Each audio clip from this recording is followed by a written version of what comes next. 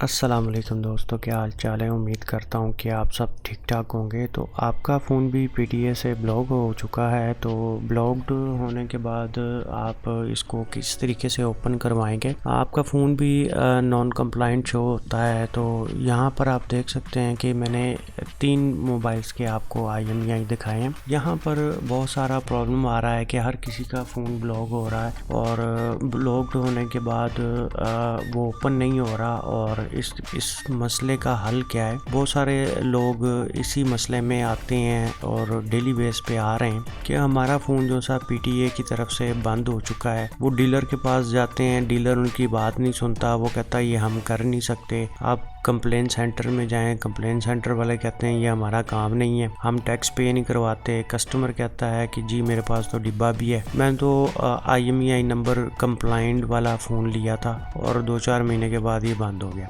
अब इसका सलूशन ये है कि पीटीए की CMS ये एप्लीकेशन है और आप इस एप्लीकेशन को प्ले स्टोर से भी डाउनलोड कर सकते हैं। और उसके अलावा आपको यहाँ पर जैसे ही आप गूगल पे ये सर्च करेंगे तो यहाँ पे आपके पास ये वेबसाइट आ जाएगी। आप यहाँ से भी इसको डाउनलोड कर सकते हैं और गूगल प्ले स्टोर से भी आप इसको डाउनलोड कर सकते हैं। और यहाँ पे आपको मैं गाइड कर देता हूँ कि आपने करना क्या है। आपने अपने फ़ोन का IMEI नंबर देना होता है और उसके अलावा सबसे पहले आपने साइन अप करना होता है। आपके पास एक जीमेल का ID होना ज़रूरी है, उसके बाद ही आप साइन अप कर सकेंगे। और यहाँ पे आप देख सकते हैं कि आपकी न्यू कंप्लेन होगी। आपने न्यू कंप्लेन पे जाना है। सबसे पहले न्यू कंप्लेन पे जाने के बाद आपने सेकंड जो सा आपका स्टेप होगा, आपने मोबाइल रजिस्ट्रेशन पे आपने क्लिक करना है। ये तीसरे नंबर पे आ रहा है, ठीक है जी। ये आपका दूसरा होगा। अगर आपका फ़ोन स्टोलन है या गुम हो चुका है तो वो आप सेकंड नंबर को चूज़ कर सकते हैं, लेकिन ज़्यादातर इसी में मसले होते हैं तो आप इसी को चूज़ करेंगे। यहाँ पे आपने सबसे ऊपर जोन सा है वो आपने कस्टमर का नेम देना है, यानी कि जो जिसका भी फ़ोन ब्लॉक हो चुका है वो अपना नाम दे। नीचे वही आदमी अपना फ़ोन नंबर भी दे और NIC का अपना नंबर भी दे। यहाँ पे सारी चीज़ें देने के बाद नीचे आपने अपना ईमेल ID भी देना है। यहाँ पे सबसे ऊपर तो आपने अपना नाम दे देना है। यहाँ पे आपका शनाख्ती कार्ड नंबर आ जाएगा और तीसरे नंबर पे आपका टेलीफोन नंबर आ जाएगा जो आप उस फ़ोन में इस्तेमाल कर रहे थे और चौथे नंबर पे आपका ईमेल एड्रेस आ जाएगा, ठीक है जी। ये सारा कुछ करने के बाद आप साइन इन हो जाएंगे। उसके बाद आपने अपना यहाँ पे कस्टमर है जौन सा वो यहाँ पे सिलेक्ट करेगा कि आपके फ़ोन में मसला क्या है। मिसाल के तौर पे आपकी एक सिम पीटीए से अप्रूव्ड है और दूसरी अप्रूव्ड नहीं है, तो आप इसको यहाँ पे चेक करेंगे तो काफ़ी सारे ऑप्शन आ जाएंगे। आपका जो भी मसला हो उस पर आपने क्लिक कर देना है। सेकंड नंबर पे आपने कंप्लेन करनी है और थर्ड नंबर पे आपने यहाँ पे तस्वीरें खींच के यहाँ पे क्लिक करके रजिस्टर कंप्लेन पे क्लिक करना है। अब इस तस्वीरों को आपने किस तरीके से करना है, आपने मोबाइल से तस्वीरों को खींच लेना है। तस्वीर को खींचने के बाद आपने क्या काम करना है वो आगे चल के आपको वीडियो में बताता हूँ। यहाँ पे आपने जितनी भी कंप्लेनें की होंगी उनकी शिकायत वगैरह आ जाएगी।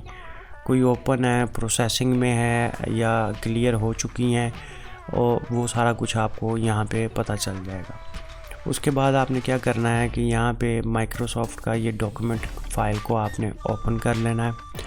मिसाल के तौर पे आपने सारा काम कैसे करना है आपको ये बता रहा हूँ कि आपने पीटीए से अपना फ़ोन जो सा ब्लॉक हो चुका है उसको कंप्लाइंट में किस तरीके से लाना है, या आपके फ़ोन को बंद कर दिया गया है तो वो किस तरीके से लाना है। मिसाल के तौर पे यहाँ पे मैंने देखे कुछ तस्वीरें खींची हुई हैं।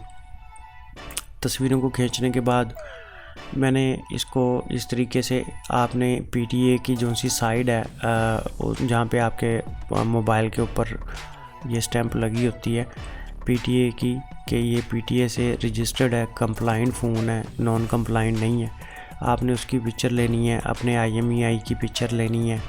डिटेल में भी आपने अपने IMEI की पिक्चर लेनी है। ये देखें मैं इस पर आपको एक सैम्पल दे रहा हूँ कि आपने इस तरीके से ये सारा काम करना है। या तो आप PDF फ़ाइल को अपलोड कर सकते हैं या वहाँ पर JPG फ़ाइल होती है उसको आप कर सकते हैं, जिससे आप आम मोबाइल की तस्वीर खींचते हैं। इस तरीके की आपने सेटिंग करने के बाद आपने ये PDF फ़ाइल इसको बनानी है। PDF फ़ाइल बनानी है तो यानी कि इसमें सारे आपको तरीके बताऊंगा। आपने PDF फ़ाइल बनानी है तो अब PDF फ़ाइल कैसे बनेगी, सिंपल सा तरीका है, आप उसको देखें और उसी तरीके के साथ आप अपनी PDF फ़ाइल को बना सकेंगे। यहाँ पर आपने ऑनलाइन PDF कन्वर्टर में चले जाना है। यहाँ पे आप गूगल पे सर्च करेंगे। सर्च करने के बाद थोड़ा सा प्रोसेस लंबा है लेकिन टेंशन नहीं लेनी। और ऑनलाइन ये आपके पास 2 वेबसाइट हैं, किसी भी वेबसाइट पे आप क्लिक कर सकते हैं। आप जैसे ही किसी भी वेबसाइट पे जाएंगे तो जो सी हमने फ़ाइल बनाई हुई थी आपने यहाँ पे चूज़ फ़ोल्डर पे क्लिक करना। जैसे ही आप चूज़ फ़ोल्डर पे क्लिक करेंगे ये आपसे वो वाला पाथ मांगेगा जहाँ पे हमने आपको सामने डेस्कटॉप पे फ़ाइल रखी थी, वहाँ से हम इसको सिलेक्ट कर लेते हैं। फ़ाइल हमारी सिलेक्ट हो चुकी है। फ़ाइल सिलेक्ट होने के बाद आपने यहाँ पे इसको डाउनलोड कर लेना। जैसे कि ये इसने मेरी PDF फ़ाइल को बना दिया है। अब मैं यहाँ से इसको डाउनलोड कर लेता हूँ। डाउनलोड करने के बाद यहाँ से मैं इसको ओपन कर लेता हूँ आपको दिखाने के लिए। ठीक है जी, आपने ये इसको यहाँ से आप डबल क्लिक करेंगे तो ये ओपन हो जाएगी। ठीक है, ये आपके सामने मैंने जो सी फ़ाइल बनाई थी ये वो वाली फ़ाइल है।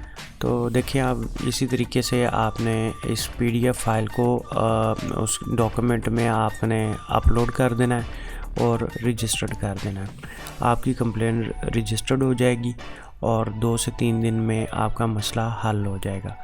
और अगर आपने वैसी तस्वीर खींचनी हो तो आप इस टूल के ज़रिए भी इस तरीके से तस्वीर खींच के अपलोड कर सकते हैं। आपके पास JPG फॉर्मेट की पिक्चर होनी चाहिए, ये आप नीचे भी देख सकते हैं।